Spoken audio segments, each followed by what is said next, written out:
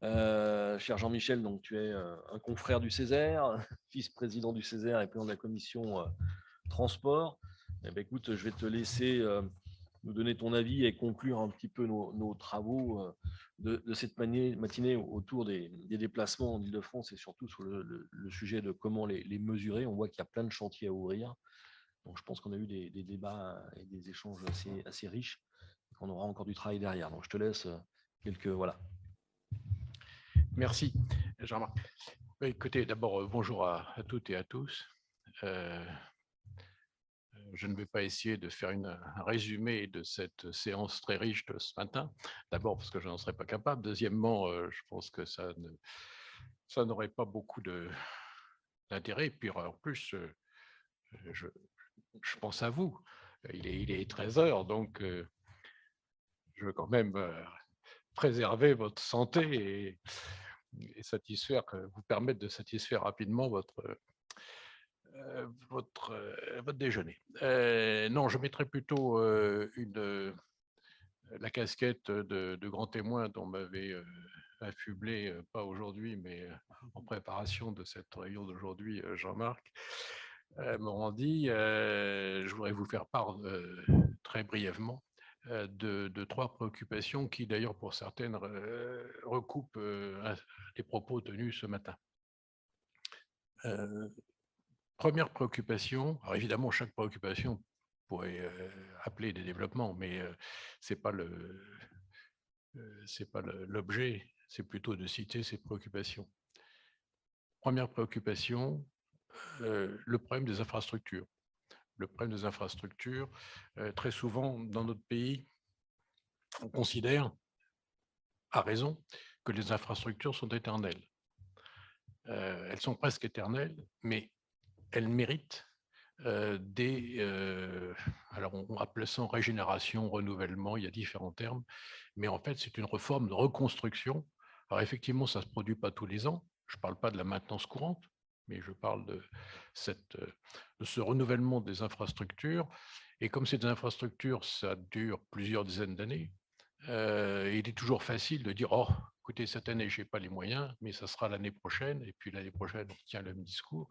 Et au bout d'un certain temps, les infrastructures ne tiennent plus. Et c'est vrai pour les routes, c'est vrai pour les réseaux ferroviaires. Et donc, ce problème des infrastructures et de leur renouvellement, avant même de penser à l'extension, de créer de nouvelles infrastructures. Mais c'est vrai que c'est plus, si vous me permettez l'expression un peu familière, c'est un peu plus sexy pour un élu d'aller inaugurer une extension, un truc nouveau, etc., que d'aller une infrastructure qu'on renouvelle, c'est difficile à inaugurer. Donc, il y a un problème de reconstruction, le mot reconstruction n'est pas bien choisi, mais de renouvellement, c'est le terme souvent employé, et qui peut s'accompagner d'une amélioration, par exemple l'automatisation, que ce soit les réseaux ferroviaires particulièrement, mais aussi la route.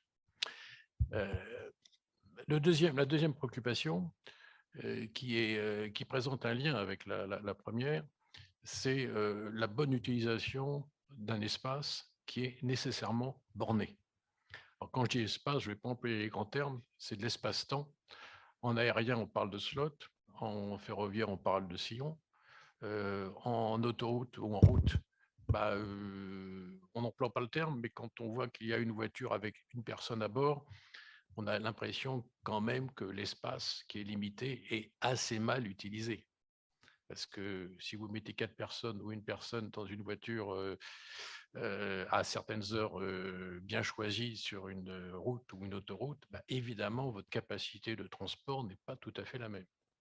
Et aujourd'hui, nous avons un vrai problème dans tous les domaines, que ce soit dans les domaines, l'aérien pratiquement ou le ferroviaire, a fait le plein physique. On n'augmentera pas uniquement à la marge, mais vraiment à la marge, le nombre de ces sillons ou des slots. Et en matière routière, au contraire, là, il y a plus de potentialité. Mais cette potentialité, c'est facile de le dire comme ça autour d'une salle, c'est légèrement plus difficile à concrétiser. Ça a été l'idée L'idée de covoiturage est une façon de traiter du sujet. Le télétravail est une façon aussi, parce que le meilleur déplacement, c'est celui qui n'existe pas, etc.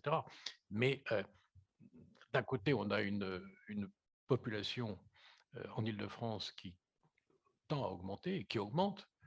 Et en matière physique, les déplacements, il y a des bornes, hein, il y a des limites, et il faut avoir conscience simplement qu'il y a des bornes. L'automatisation est un élément favorable, mais l'automatisation ne multipliera pas le nombre de métros ou la fréquence des métros par 2, hein, c'est tout.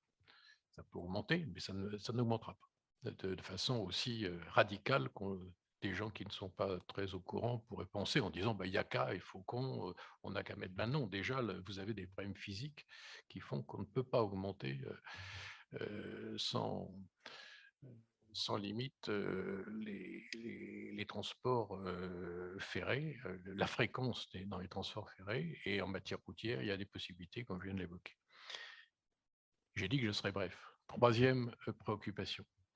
Troisième préoccupation, l'évolution des attentes de la population en matière de transport de biens. Alors, le terme est très général, mais que ce soit la pharmacie, vos biens individuels, etc., il y a de plus en plus un souci que je ne critique pas, je suis le premier à en bénéficier, mais d'une certaine forme d'instantanéité ou de quasi-instantanéité des transports physiques de biens. Parce qu'in fine, même si vous achetez sur internet, à la fin, vous devez quand même récupérer un objet physique. La numérisation est un moyen, mais souvent, c'est quand même pas une finalité. Il faut récupérer un objet physique. Et l'évolution des besoins de la population, un émiettement, une instantanéité, multiplie les petits flux, j'allais dire les microflux, ce qui n'est pas sans poser des problèmes tout à fait significatifs sur comment faire. Surtout quand on parle de, comme je l'ai fait il y a quelques instants, la limitation de l'espace, et je ne parle même pas de la limitation de la consommation d'énergie, qui n'est pas vraiment tout à fait compatible avec cette multiplication des microflux. Et donc ça, c'est aussi une évolution forte des besoins ressentis par la population, quand bien même ça se télescope un peu avec les préoccupations, notamment de consommation d'énergie ou avec les problèmes de saturation de l'espace dont on dispose. Voilà, c'était les trois préoccupations dont je voulais vous faire part. Il y aurait sans doute beaucoup d'autres choses à dire, mais dans le cadre qui m'était imparti et dans un délai qui, j'espère, n'a pas été trop long, je vous remercie. Merci Jean-Michel. Je vais conclure nos travaux. Juste une dernière information à vous donner avant de nous quitter. Pour les membres du CRIES, notez la date du 6 décembre qui sera notre assemblée plénière en matinée. Vous allez bientôt recevoir, je pense, un save the date avec des informations qui vont bien. Mais ça sera l'occasion de faire le bilan de l'année écoulée et de préparer nos travaux pour l'année 2023. Je vous remercie à tous et